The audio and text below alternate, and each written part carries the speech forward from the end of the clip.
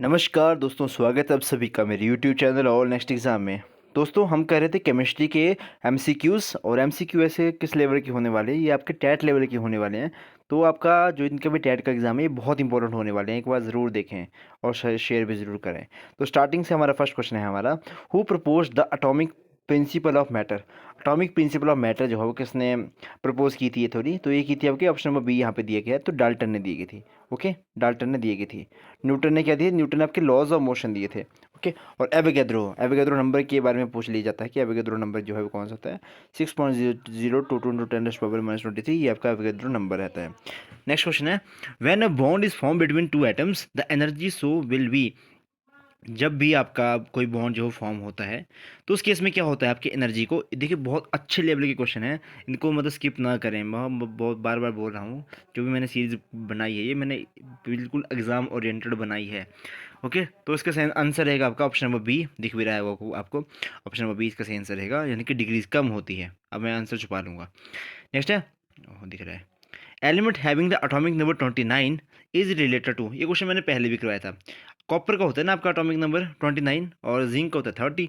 तो ये D block elements में आते हैं सारे। ये डी ब्लॉक एलिमेंट्स को हम क्या कहते हैं, ट्रांजिशन मेटल्स कहते हैं। देखो आपको वो वाला क्वेश्चन भी इंपॉर्टेंट है कि अगर आपको लिखने को आएगा कि general electronic configuration of P block elements, S block elements, D block elements और एफ ब्लॉक एलिमेंट्स, तो वो क्वेश्चन भी बहुत इंपॉर्टेंट है, कई बार फंस जाता है, तो ज़रूर करें उस क्वेश्चन को भी। नेक्स्ट है, which of the following particle being charge negatively. ये तो बहुत ही आसान है, तो इलेक्ट्रॉन का होता है आपका नेगेटिवली चार्ज। ठीक है, प्रोटॉन का के ऊपर कोई चार्ज नहीं रहता है और प्रोटॉन के ऊपर पॉजिटिव चार्ज रहता है। ओके, न्यूक्लियस के अंदर आपके प्रोटॉन और न्यूट्रॉन न्यूक्लियस के अंदर पाए जाते हैं, वहीं आपके इलेक्ट्रॉन जो है वो न्यूक्लियस के बाहर रिवॉल्व करते हैं, जिसके लिए हम पढ़ते हैं Bohr's model of atomic atom. Next है, which of the following element is most electronegative. तो ये क्वेश्चन तो पता नहीं कितनी ही बार आ गया, फ्लोरीन, और ये क्वेश्चन इंपॉर्टेंट है बहुत ज़्यादा। An element atomic number is 17, mass number is 36, the number of neutron present in it. ये क्वेश्चन जो है वो टेक्निकल से क्वेश्चन फंस जाता है। तो अगर इसमें आपको बताना है कि इसमें कितने आपके न्यूट्रॉन रहेंगे, तो ऑप्शन नंबर बी सही आंसर रहेगा। देखिए इसमें आपको सिंपल सा, देखो सिंपल सी कैलकुलेशन हो जाती है कभी कभी इसमें। बाकी तो इसको निकालना का फॉर्मूला, जब मैंने डिटेल में वीडियो करवाई थी तो मैंने इसके फॉर्मूले और करके भी दिखाया था आपको। तो एटॉमिक नंबर 17, तो एटॉमिक नंबर 17 तो एटॉमिक नंबर होता क्या है, ठीक है, एटॉमिक नंबर कौन सा होता है ये भी आपको पता होना चाहिए कि Z इज इक्वल टू क्या होता है, P+। ठीक है, ये मैं बताऊंगा ना अभी आपको इसको। ठीक है, आपका एटॉमिक नंबर जो क्या होता है। तो अगर इसमें आपको बताना है मास नंबर, तो मास नंबर क्या रहता है आपका, मास नंबर रहेगा आपका, इसका 36 है तो डबल है और अप्रोक्सीमेटली, तो 17 तो सिंपल आ जाएगा आपका। आपका ये नंबर ऑफ आपका क्या बोलते हैं, प्रोटॉन, और न्यूट्रॉन आएगा इसमें 19। ठीक है, तो भी मिलके बन जाता है 36। नेक्स्ट है हमारा, अब इसमें मैं आपको कॉन्सेप्ट समझा सकता था लेकिन मैंने नहीं समझाया। उसके लिए आपको मैं रेफर कर रहा हूँ वो वाली वीडियो देखना जो मैंने करवाई है। ठीक है, बॉन्ड थ्योरीज वगैरह मैंने सब कुछ करवाया डिटेल में। Which of the following has maximum mass. सबसे ज़्यादा मास किसका होता है, प्रोटोन का होता है। ऑप्शन नंबर 20 का सही आंसर है, ये भी अच्छा क्वेश्चन है। नेक्स्ट हमारा, atom having the same number of neutron but different number of electron और प्रोटॉन और कॉल्ड, तो हम इसको आइसोटोन्स कहते हैं। देखो आइसोटोप्स का आपको पता होना चाहिए, जिनका एटॉमिक नंबर सेम होता है लेकिन डिफरेंट मास नंबर होता है। आइसोबार्स कौन से होते हैं, जिनके आपका एटॉमिक नंबर डिफरेंट होता है लेकिन एटॉमिक मास जो है डिफरेंट रहता है। आइसोटोन का मैंने कर लिया। एलोट्रॉप्स कौन से होते हैं, एलोट्रॉप्स जैसे फॉर एग्जांपल कार्बन के एलोट्रॉप्स रहते हैं आपके, ग्रेफाइट, डायमंड, फ्लोरीन्स। ठीक है, फिर आपका एक और होती है वो पतली सी लेयर, ग्राफीन। ठीक है, तो वो सारे जो हैं आपके एलोट्रॉप्स रहती है, यानी कि कार्बन के ही टाइप्स हैं वो अंदर, बस उसमें अरेंजमेंट ऑफ कार्बन के एटम्स अलग अलग हो गए जिसकी वजह से वो अलग अलग फॉर्म में बन जाते हैं, तो उसको हम कहते हैं एलोट्रॉप्स। अच्छा क्वेश्चन है एलोट्रॉप भी। नेक्स्ट यहाँ है हमारा, और ग्राफीन का जो संयंत्र लगा है इंडिया में, फर्स्ट लगा है अभी, वो केरला में लगा है। जीके क्वेश्चन है, फंस सकता है। Nucleotides having same atomic number are called isotopes, तो हमने कर लिया। Atomic nuclei are composed of, तो न्यूक्लियस, ये भी मैंने आपको अभी आपको करवाया question, option number D, proton और न्यूट्रॉन होते हैं इसके न्यूक्लियस के अंदर। The fundamental particles are composed of, तो प्रोटॉन, इलेक्ट्रॉन और न्यूट्रॉन। देखो इस लेवल का पेपर आ गया तो फिर तो मतलब फाड़ दोगे पेपर को आप। ठीक है, लेकिन कभी कभी फंस जाते हैं, थोड़ा सा डिफरेंट क्वेश्चन। अब देखना, mark the compound which posses ionic covalent और कोऑर्डिनेट बॉन्ड, देखिए सारे बॉन्ड मैंने करवाए हुए हैं, इसमें हमें बताना है कि किसमें से मतलब कौन से में आपका आयनिक कोवलेंट और कोऑर्डिनेट बॉन्ड बन जाते हैं, तो वो NH4Cl में बन जाता है, अमोनियम क्लोराइड में। अब है इसमें से question, which of the following is strongest oxidizing agent, सबसे ज़्यादा ऑक्सीडाइजिंग एजेंट कौन सा है, ऊपर नीचे हो गया, ऑप्शन पर सी है इसका, फ्लोरीन। जितना इलेक्ट्रोनेगेटिव उतना ज़्यादा वो ऑक्सीडाइजिंग एजेंट भी उतना ही रहेगा। नेक्स्ट है हमारा, positive oxidation state of oxygen possible in, अब वो मतलब कहाँ तक जाती है आपकी, OF2 में रहती है बस ये पॉजिटिव इसकी, ऑप्शन नंबर इसका सही आंसर दिया हुआ है। नेक्स्ट है, if magnesium chloride contain 1 million of Mg2 positive ion, then how many chlorides ion are present in it, तो उसमें बताना है कि अगर उसमें Mg2 पॉजिटिव में 1 million हैं आपके आयन्स, तो कितने रहेंगे, तो उसमें आपके क्लोराइड के आयन जो हो कितने रहेंगे, तो कितने रहेंगे, ऑप्शन नंबर बी सीखे थे आंसर, इसमें 1 million ही रहेंगे वो भी, ठीक है। Mg2 पॉजिटिव है आपके, अब आपके मैग्नीशियम की, तो वहीं आपके क्लोरीन के रह जाएंगे 1 million, ठीक है। नेक्स्ट है, the mass number of nucleus is, mass number क्या रहता है न्यूक्लियस का, तो ऑप्शन नंबर है इसमें आपका ऑप्शन नंबर डी, यानी कि समटाइम मोर और sometime equal to the atomic number. ये बड़े गंदे क्वेश्चन आते हैं। नेक्स्ट क्वेश्चन है, which of the following particle has dual nature of particle, wave भी और आपका पार्टिकल भी, तो वो रहता है आपका इलेक्ट्रॉन का। आई होप आपको विजिबल होगा क्वेश्चन। नेक्स्ट है, N alloy used in making heating element for electric heating device is, तो नाइक्रोम की बनी होती है ना, ऑप्शन नंबर सी इसका सही आंसर है, नाइक्रोम की वायर यूज़ होती है आपके इलेक्ट्रिक हीटर्स में। नेक्स्ट क्वेश्चन है, which of the following does not contain silver, ये क्वेश्चन भी करवा किया है हमने, ऑप्शन नंबर है जर्मन सिल्वर सिल्वर, ठीक है। जो मैंने पहले करवाया था उसमें मैं करेक्ट करवाया था, उसमें वो रूबी सिल्वर बता रहा था। एल्यूमिनियम इज एक्सट्रैक्टेड फ्रॉम, तो बॉक्साइट इसका ओ रहता है एल्यूमिनियम का, ठीक है। गोल्ड और कॉपर का भी यहाँ पे क्यूपराइड वगैरह कॉपर के आ जाएंगे ना। गोल्ड का फॉर्मूला क्या, सिंबल क्या होता है, कई बार ये भी पूछ लेते हैं, तो AU सिंबल रहता है आपका गोल्ड का। और gold is the only metal जो कि आपको नेचुरल कंडीशन में मतलब एज इट इज़ पाई जाती है, ओके। नेक्स्ट है हमारा, the ore of aluminium is, तो अभी अब देखिए बॉक्साइट, ये एल्यूमिनियम का आप मैक्सिमम टाइम एल्यूमिनियम का जो है पूछ लिया जाता है, तो इम्पोर्टेंट बन जाता है। ब्रास कंटेन, तो ब्रास के अंदर क्या होता है, कॉपर और आपका जिंक, ठीक है, कॉपर और जिंक। ये तो अपने जब हड़प्पा सभ्यता वगैरह पढ़ी होगी उसमें भी काफ़ी डिटेल में करवाया जाता है ये तो। नेक्स्ट है, brass gets discoloured in air due to the presence of which gas in air, brass का कलर जो है डिसकलर जैसा हो जाता है कौन सी गैस की वजह से जो कि प्रेजेंट होती है आपके एयर में, हाइड्रोजन सल्फाइड H2S में। नेक्स्ट है, non metal found in liquid state, तो bromine is the non metal which is found in liquid state, और ऐसी कौन सी नॉन मेटल है जो कि लस्टर होती है मतलब चमकदार होती है, तो वो होती है आपकी आयोडीन।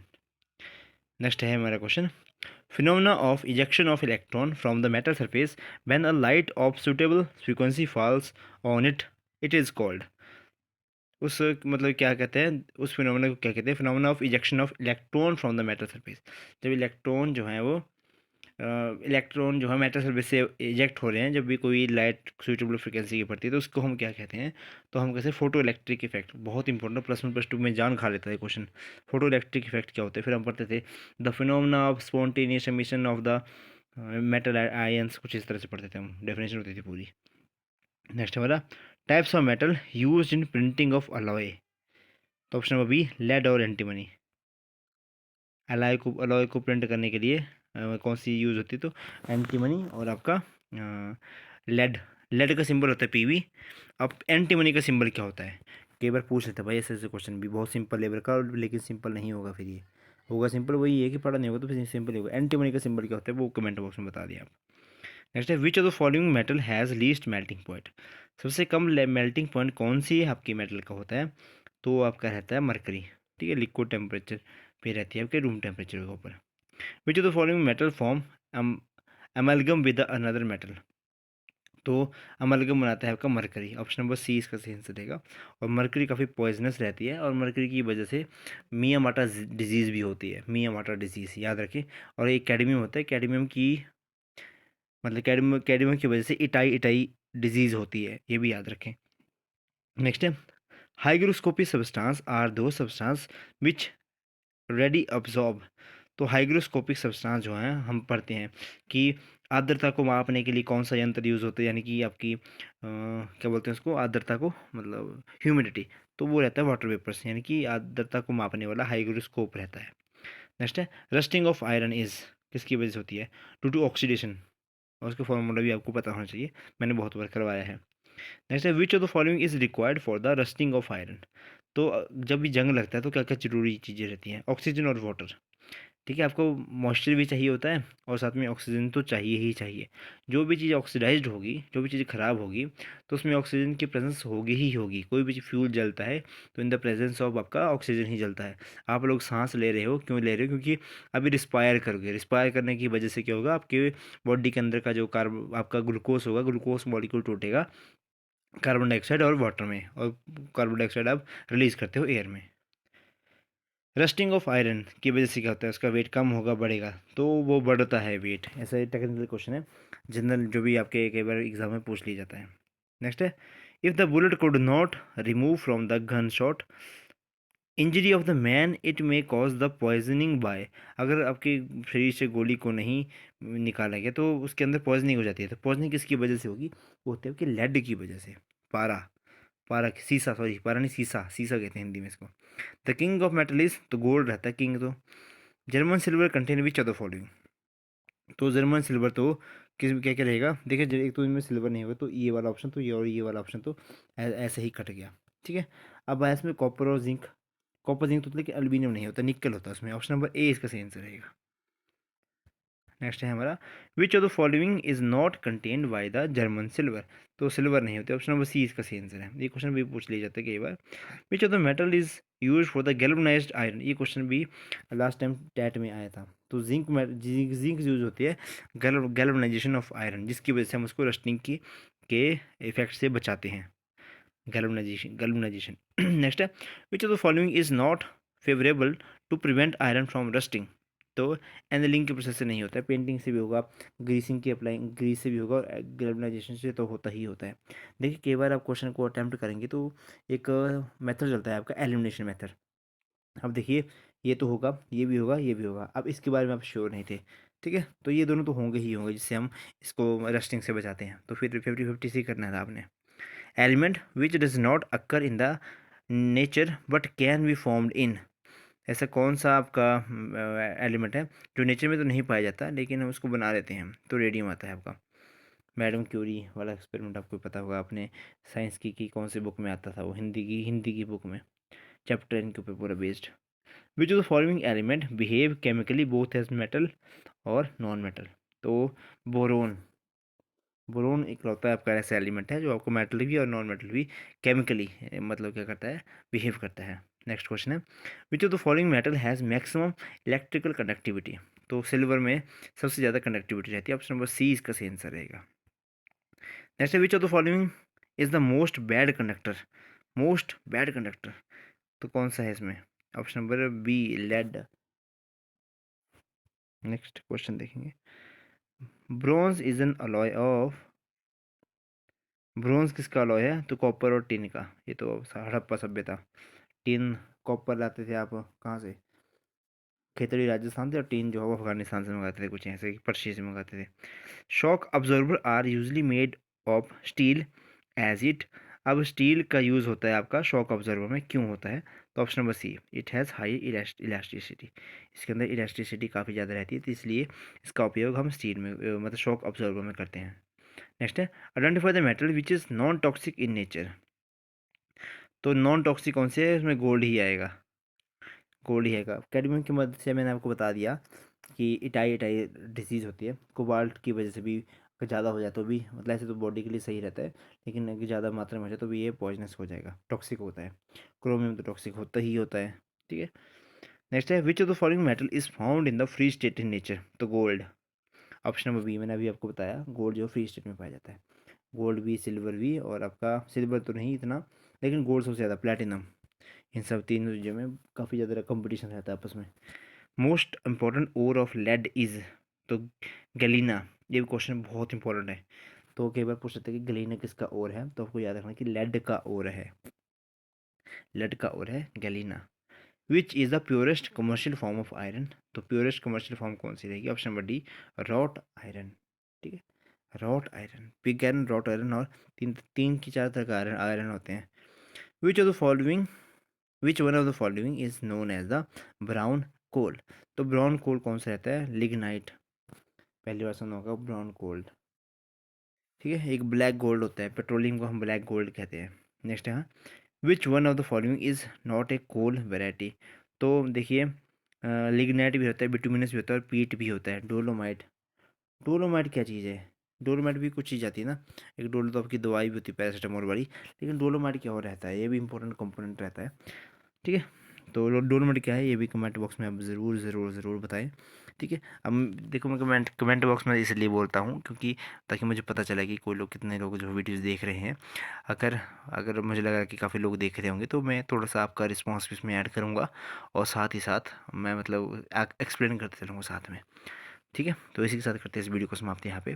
आज के लिए 50 क्वेश्चन बहुत है, मैं इस पर रिस्पॉन्स देखना चाहता हूँ कि कितना रिस्पॉन्स आता है इसके ऊपर। अगर अच्छा रिस्पॉन्स होगा तो इस सीरीज़ को कंटिन्यू ही रखूँगा। तो आपका दिन शुभ हो, इसके साथ करते हैं इस वीडियो को समाप्त यहाँ पे। धन्यवाद।